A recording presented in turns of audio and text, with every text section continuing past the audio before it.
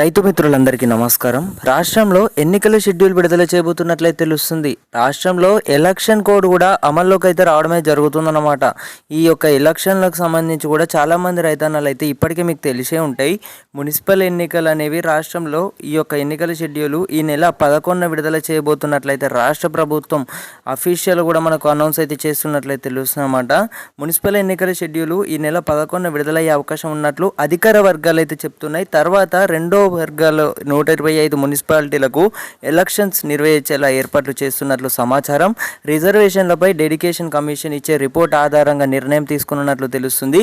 ఒకవేళ 11న elections notification ఇస్తే ఈ రైతు భరోసా ఎందుకు మరి అమలు చేస్తామని రాష్ట్ర ప్రభుత్వం అఫీషియల్ కన్ఫర్మేషన్ చేస్తుంది అని అయితే చాలామంది రైతన్నలు అయితే ఆందోళన చెందడం జరుగుతుందన్నమాట. ఇటు మాకు కూడా అర్థం కావడం లేదు. రియాలిటీ చెప్పానంటే రాష్ట్ర ప్రభుత్వం ఇటు రైతు భరోసా అమలు చేస్తామని అయితే మనకు అఫీషియల్ కన్ఫర్మేషన్ కూడా రిలీజ్ చేశారన్నమాట.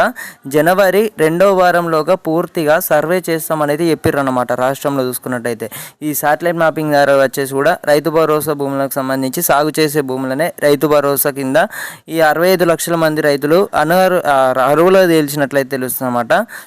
అర్హులుగా తేల్చినట్లయితే తెలుస్తుంది. అయితే కేవలం రాష్ట్రంలో 65 లక్షల మంది రైతులే అర్హులుగా అంటే చూసుకున్నట్టయితే సాగు చేస్తున్నారా? ఇక మిగతా రైతులు సాగు చేయని వారికి రైతు భరోసా ఇవ్వరా అంటే దీనికైతే మనం చూసుకున్నట్టయితే రైతు భరోసా ఇవ్వరని అయితే చెప్పుకోవచ్చు అనమాట.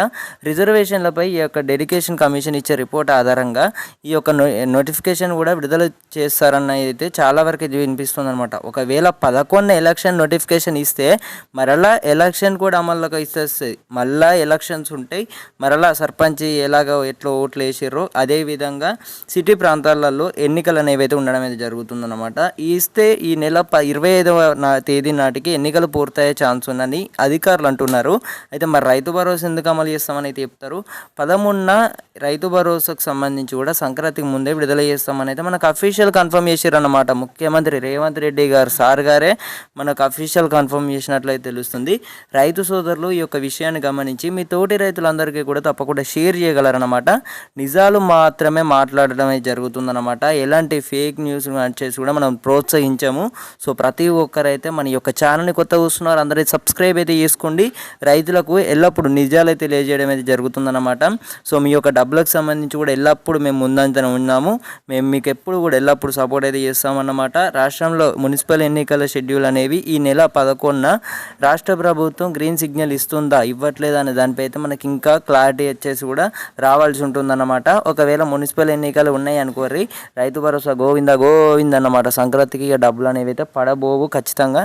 ఎందుకంటే ఎలక్షన్ కూడా అమల్లోకి అయితే ఉంటాయి. ఏ ఒక్క పథకం అనేది కూడా అమలు చేయరాదన్నమాట రాష్ట్రంలో చూసుకున్నట్లయితే. సో ఇదన్నమాట ఇన్ఫర్మేషన్. Thank you.